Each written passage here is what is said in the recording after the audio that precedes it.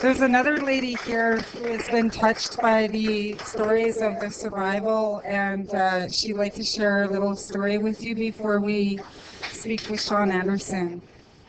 There you go. What's your name? Gina McIntyre. But at first, si tane hesli, tane destak, si atel o te destak, si ate ayas tiu, si ate a oras au, si ate a etes ion, si ate a escalo, ni yak no sakake heskal, paryon sepa, les ha. Itarie Buriske, Itarie, Sapa Haruke, this one and there. Haryon, the north, the east, the west, the south. Because it's an Haryon, the bonnet, this one and there. So then, see, say a tedas akashon. So then, name, see, Alige, Alige Hushe. Alige means, so then, so Tachu, Babachu, Mama. My girl. They call me my girl. Elegant. But then I asked Tirete, I have to also combine it, put in English. Therefore, my identity name is Elegant, my girl, my daughter. For the longest time, I was kept in silence. For the longest time, I was afraid to speak. For a long time, I was afraid to have a voice. I'm a girl, I'm a female, I'm a woman, a mother, a parent. A year ago, that's Horensjan Yastiha, that's shame. Because, you know, I was even ashamed to say I was that kid in that school. You know?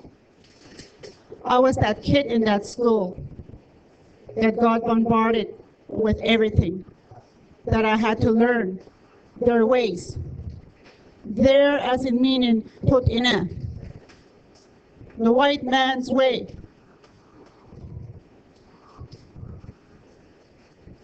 So, I kept it within me for a long, long time to let that inner child out of me crying for so long. You know, as peoples, we have a long cry. We have a cry within us that we need time to let it out. We need time to let go of that cry. You know, another word, I really sometimes have all these white man's terminologies that came into existence. We have to learn their ways. These big words, being a victim. I was that girl that got taken advantage of in that school. How do you feel? How do you defend yourself? How do you say, I need help? Somebody, please. How do you say that?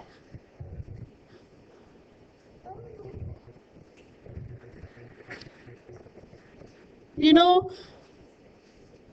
this is the part where we as peoples that rage, those words, that mean, that bitter, that anger, is in us, because when you're that little, how do you defend yourself? How do you fight back? How do you say, leave me alone? That's not right.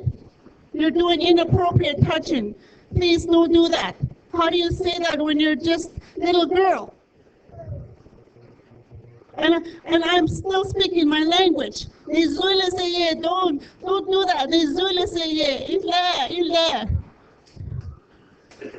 But I had it within me for so long. I didn't know how to get it out. I didn't know how to get it out.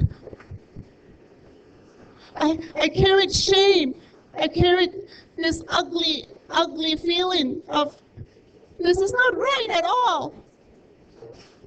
I was afraid even to get in front of the room, to talk to people, to talk in front of an audience, thoughts, and because of how I look, because of this color. How do you, I try not to show no emotions. I'm trying to be more tougher, more stronger as a woman now, as a parent, a teenage daughter. I still protect her today, my teenage girl. I let her know about things, about talking to her. You talk to your kid, even though they're a teenager. You still talk to them.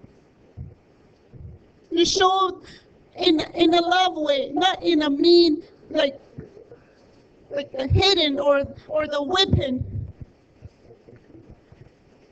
I had those whips. I had those torture where I gotta wash this off. I gotta wash this off, this color with the ivory soap. That triggers me. When I see ivory soap, that triggers. Those are the triggers.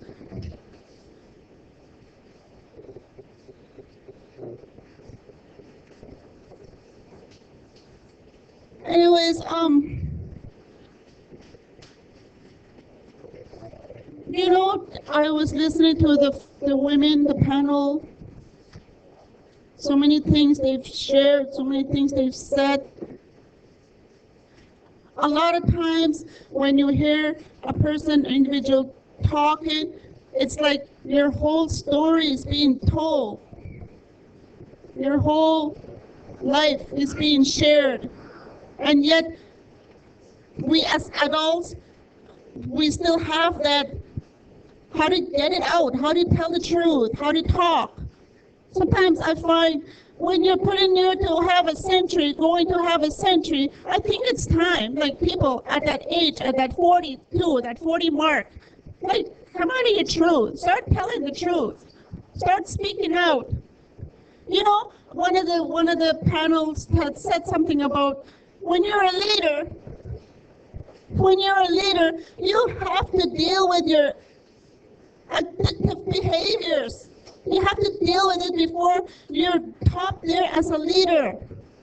Because you're modeling to your people. You're modeling to them. You get yourself out of that addictive behavior because that's part of it too, where we cover up so good with so much.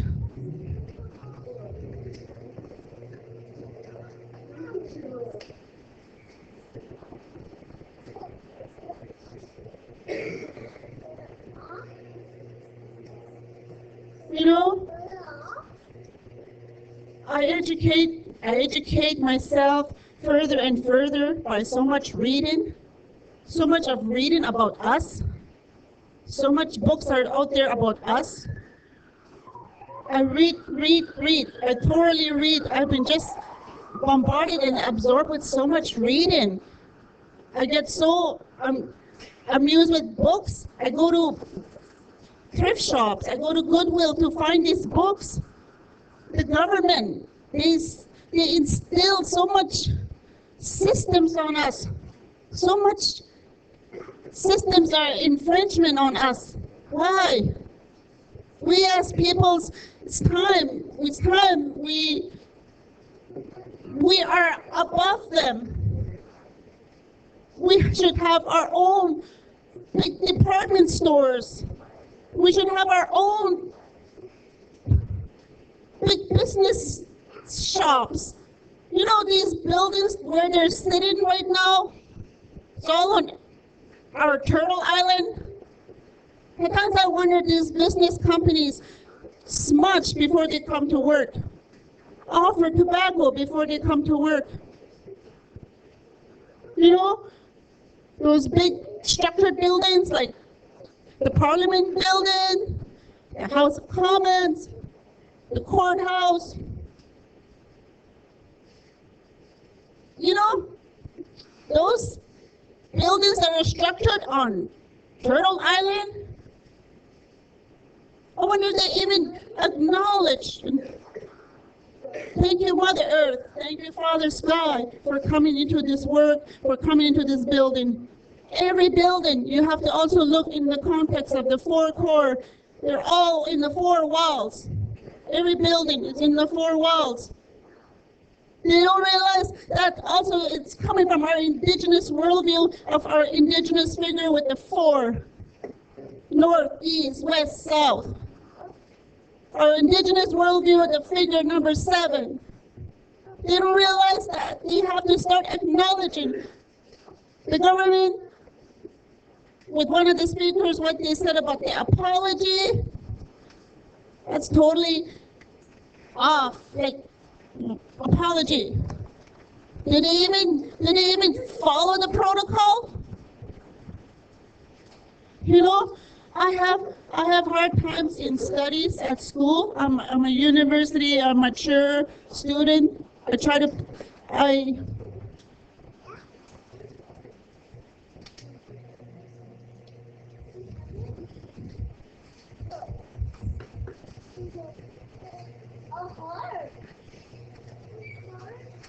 I struggle with school, I struggle with the studies, I struggle with how to read that white man's text, I struggle with the articles, I interpret that,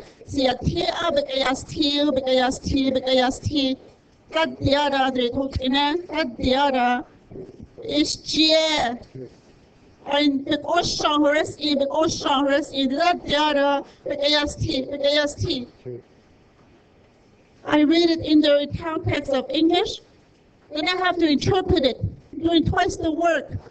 Interpret that in Sosina. Oh, okay, I get it now. Okay, I get it now. You know, one of my assignments at Native Studies at the University of Alberta, our professor said, the assignment is write a letter.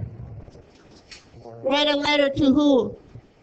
Write a letter to when he was the Aboriginal Affairs of at the House of Commons, John Duncan. Okay. Wow. Write to John Duncan. Oh, what am I gonna say? What am I gonna say? Very mad. Mad. I'm just.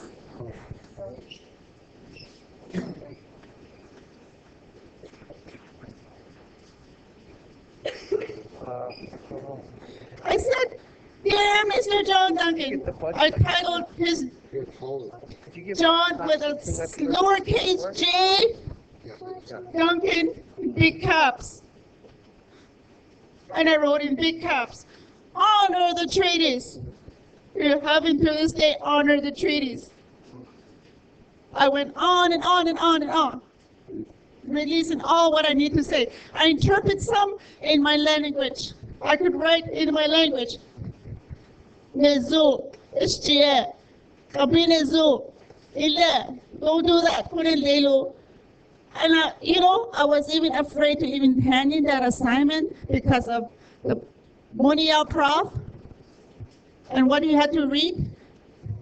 And I go, this is coming back and being traumatized again from residential school because I was labeled stupid.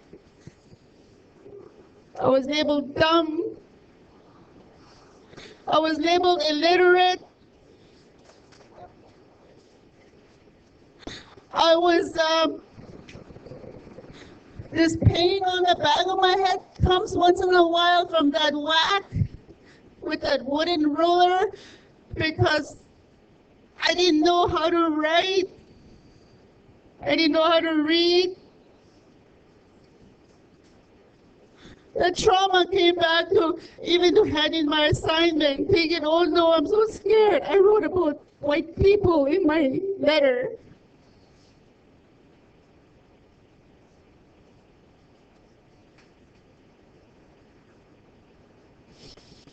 This is from the ripple effects of the school.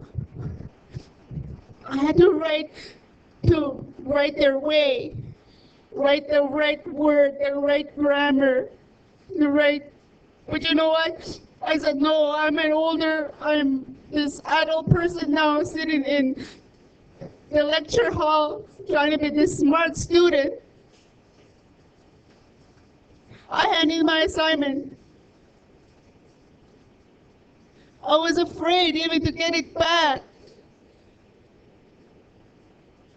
That feeling, that fear of, that you have to feel that feeling of your body goes into like a shake, like very nervous, because that trauma from school still comes back.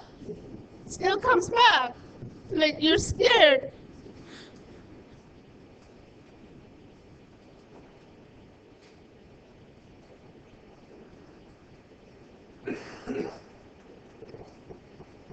But you know what?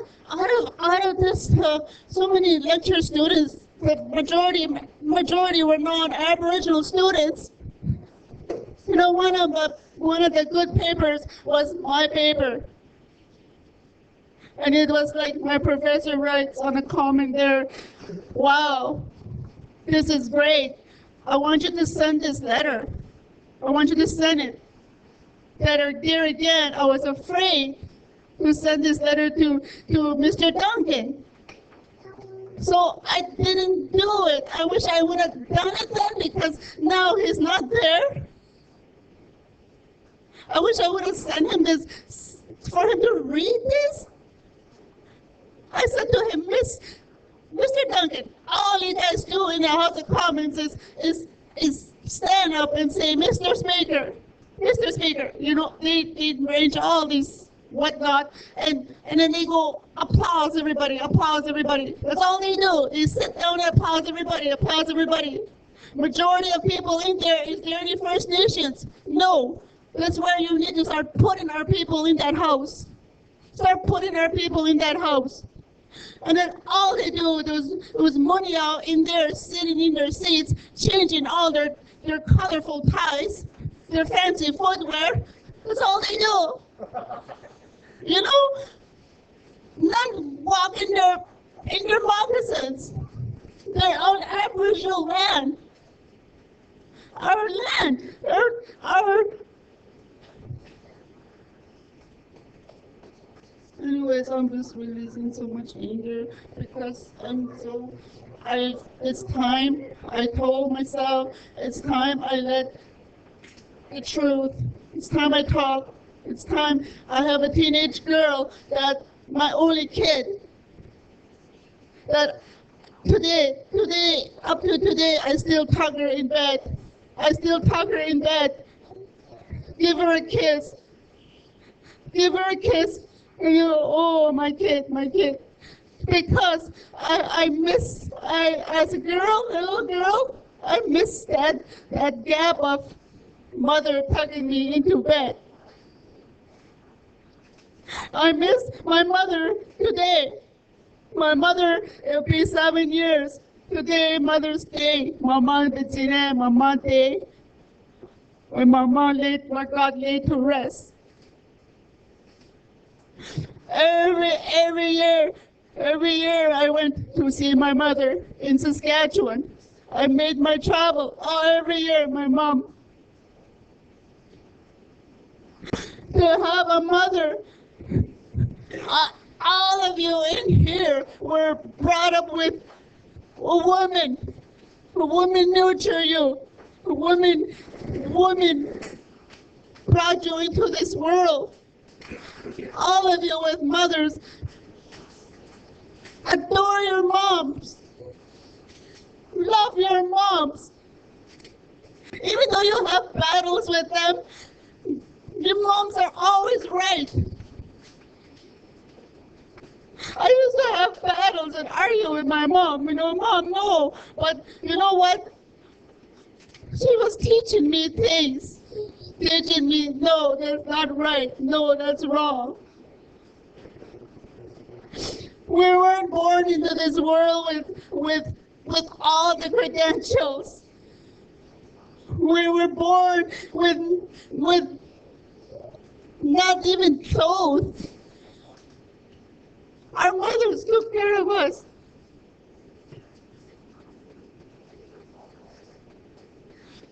Mama bekani asi tuhu jine, mama bekani asi mama.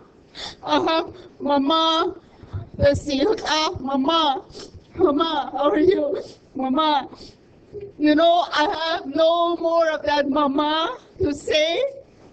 That vocabulary is not in existence anymore to say mama. Mama, I'll go pick you up. Mama, I'll pick you up to go to St. Anne. Mom, I'll get things ready for you. Mama.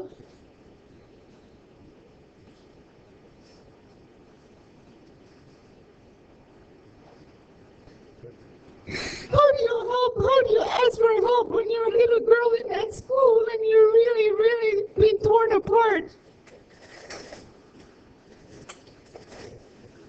When you're ripped apart?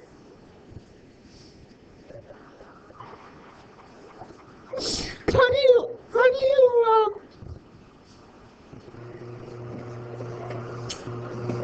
that shame brought to me because I could not say he did piggy stuff to me.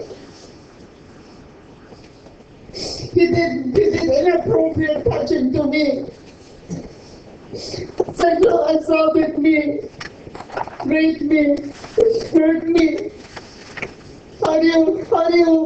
How do you battle? How do you say, get out of here, it's not right?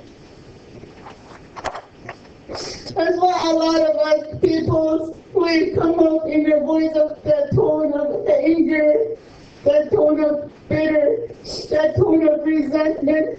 You just want to start hitting people, but you couldn't hit people when you're just a little girl. That's why I ask every young parent,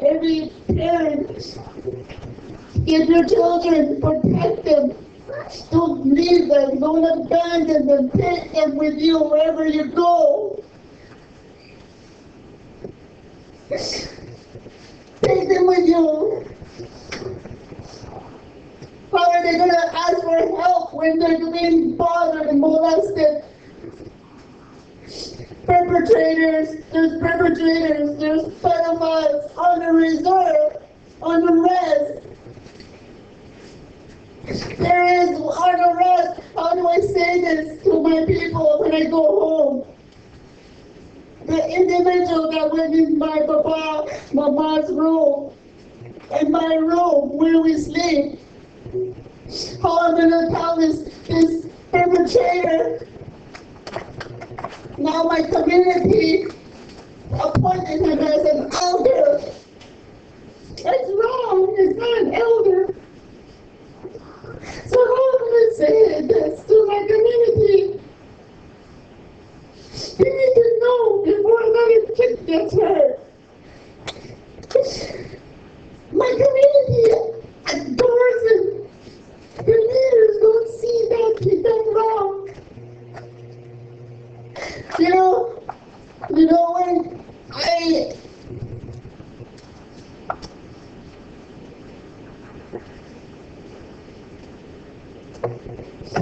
didn't want to show no tears. Didn't want to show no emotions.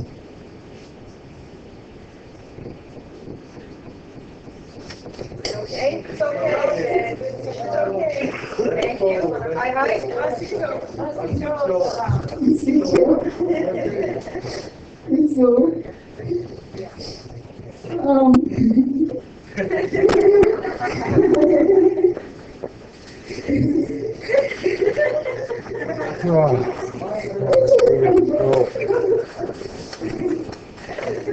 But anyhow, where was I again?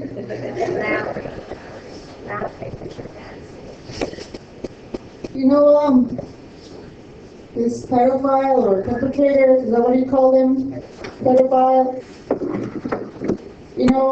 at home, my mom and dad, my mom, Baba's house, when I was younger, my daughter's age. My dad, yes, he drank. My dad took alcohol. My mother took care of every one of us. Come from a large family. I'm in the middle of my sisters. My siblings all consider me as the mean bitch because I started speaking out. I started having a voice. My sisters literally said I'm the meanest one. But you know what? When they held the PRC at the community, I thought it's time. It's time I stand up and it's time I talk. So I shared, and I shared behind that terminology. I'm sorry.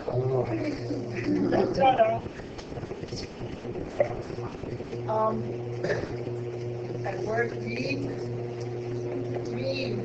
has so much differential meanings for all the words, so many differential meanings of what the white man put instilled in us in our heads. Meanness come out of me because I didn't know how to fight back. I didn't know how to retaliate or push this person away. I didn't know how to do that. That hate came within that meanness, that bitter. But you know what? I thought, that's not right. The word mean. Mean has a little other word there. You're saying mean. There's also me in there. Me-S. So you're also saying mean to yourself. You gotta define these differential words. How the white man put these words. You gotta define it. Look deep into it. Research like they research us. Research these words. All these big words. Assimilation. Colonize. All these terms. And how to integrate it into white man things. Learning about us, learning here, learning there. You know? Big words intimidate me. Big words I get hurt by because I had to learn this big word on the blackboard. The blackboard, the teacher wrote in the big word, arithmetic. Arithmetic is a big, long word for a little kid to learn it. So they know how do I find this word? How do I study? I'm going to know what this is. Okay, the teacher goes to the blackboard. What's going on here? Is that mic on? I think it might be turned off now. Still check. Traumatized, which they instilled in me today, how to say this word, and you know how I have to spell arithmetic? Red Indian thought he might eat tobacco in church. Red Indian thought he might eat tobacco in church. That's still instilled in me. But every time I said big word, I had to spell it out that way. And I thought it had to be an Indian word in there. This is why big words intimidate me. Assimilation. All the big words they put on the board. Even in the lecture hall at UA. I can say that in front of the non-Aboriginal students. You know, I am not afraid now to put my hand up and say I have a question. I need to elaborate on this, Professor. What are you talking about here? Okay, I elaborate on it. I talk with it. I would say it in my Chinese opinion. Cuando ya dice, cuando pero ya este, cuando ya dice, okay. Y pase lo down, ya dice, okay. I said it. That's it. Now you figure it out.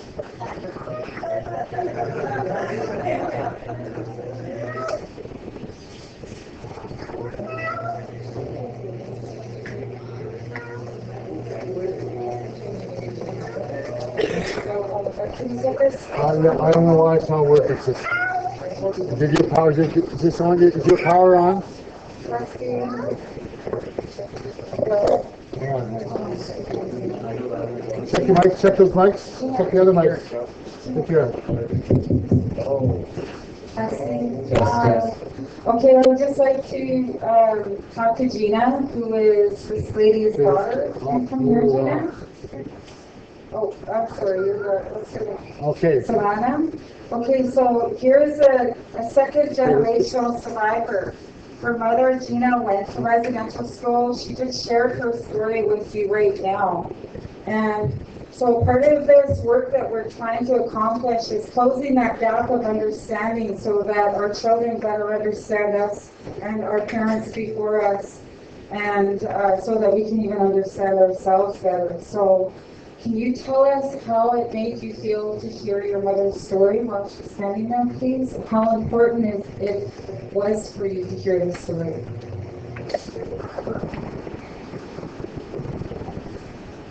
As for me and her father, I think it's really important because I never got to experience what she experienced. So just hearing what she has to say really hurts me of how she had to go through these traumatic stuff while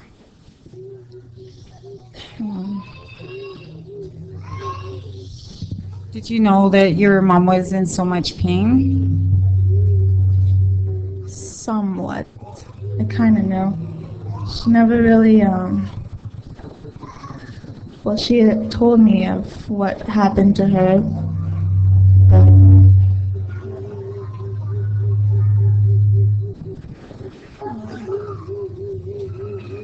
I don't know what else to say.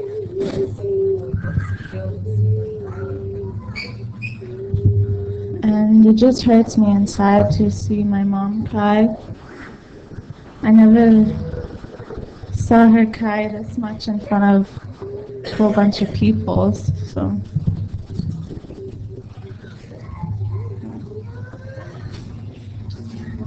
Thank you. And Jody, did you want to add anything to the day? When we talk about reconciliation, part of these stories that were shared is how we reclaim our history as Indigenous peoples. Gina having strength to stand up to an institution the size of the university. It's intimidating, it's overwhelming, but it's possible.